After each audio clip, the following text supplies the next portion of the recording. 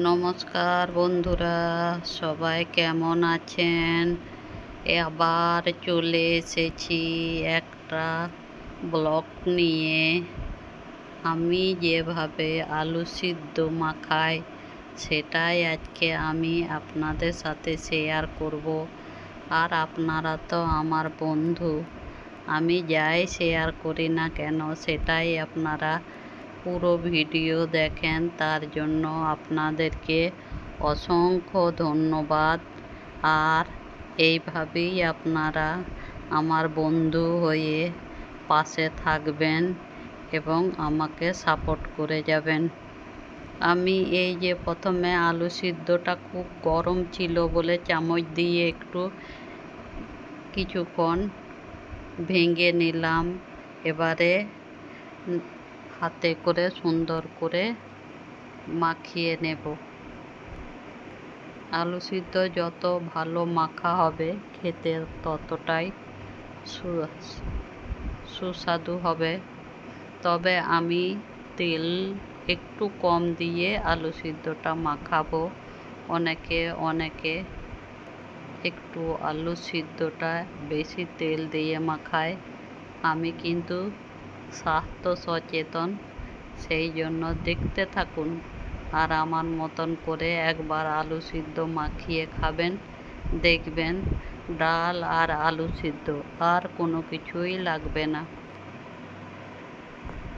এই যে লঙ্কাগুলোকে কুচি কুচি করে কেটে নিচ্ছি। লঙ্কা একটু ছোট ছোটগুলোই আছে।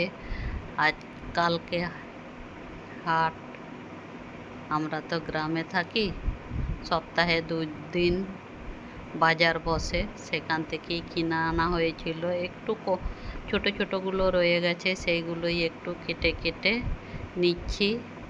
আলু সিদ্ধ মাখাতে দেব। শুকনো লঙ্কা আমরা খাই না, শরীরের জন্য ভেবেই। যারা এই রকম শরীর সচেতন তাদের জন্য খুবই ভালো লাগবে। দেখুন লঙ্কাটা কাটা হয়ে গেল। এবারে কিন্তু আমি এই যে পেঁয়াজও আগে কেটে নিয়েছি, দিয়ে সেইগুলো নিয়ে চলে গেলাম। একটু তেল গরম করতে দেব। তেল গরম হয়ে গেলে তেলটাকে একটু নাড়াচাড়া করে নিচ্ছি যাতে খুব ভালো করে গরম হয়। নাহলে কাঁচা ভাব থাকলে আমাদের আবার ঠিক পছন্দ হয় না। তেলটা ভালো করে এলে ভালো লাগে। এই দেখুন তেলটা হয়ে গেছে। এবারে পেঁয়াজগুলো দিলাম, দিয়ে এবারে নাড়াচাড়া করব। খুব বেশি করব না, ভাজবো না, হালকা ব্রাউন করে ভাজবো। আগে পেঁয়াজটা কিছুক্ষণ ভেজে নেবার পর লঙ্কাগুলো দেব। যেহেতু কাঁচা লঙ্কা, সেগুলো অতটা ভাজার প্রয়োজন হয় না। বন্ধুরা, পাখা চালিয়ে আমি ভিডিওতে কথা দিচ্ছি, সেই জন্য একটু শব্দ হচ্ছে, কিছু মনে করবেন না। এই দেখুন এবারে লঙ্কাগুলো দিয়ে দিলাম, দিয়ে এবারে সব কিছু একসাথে ভেজে নিচ্ছি।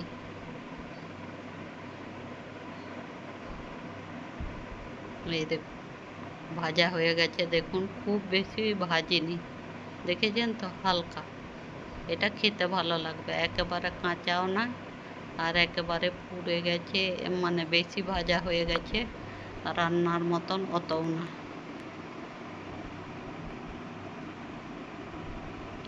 আপনারা কোথা থেকে আমার ভিডিওগুলি দেখেন তাদের কাছে আমার বিশেষ অনুরোধ, তারা কমেন্ট করে জানাবেন এবং আমিও জানতে চাই যে আমার ভিডিও কত দূরে দূরে চলে যাচ্ছে। এই দেখুন এবারে আলু সিদ্ধ, আলু মাখার উপরে ওগুলো দিলাম। এবারে পরিমাণ মতো লবণ দিয়ে দেব, দিয়ে এবারে ভালো করে মাখিয়ে নেব।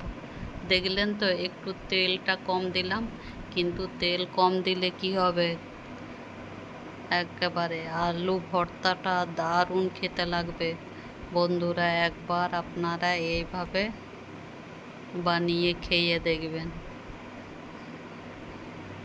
ওই আলু সিদ্ধ আর ডাল এটাতেই খাওয়া হয়ে যাবে, আর কিচ্ছু লাগবে না। আমি মাঝে মাঝে করি এই রকম ভর্তা, আলুর ভর্তা।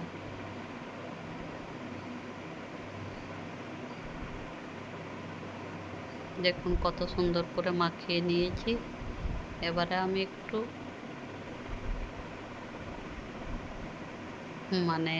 একেবারে ভাগ করে দিচ্ছি, তাহলে দেখতে ভালো লাগবে। এই দেখুন,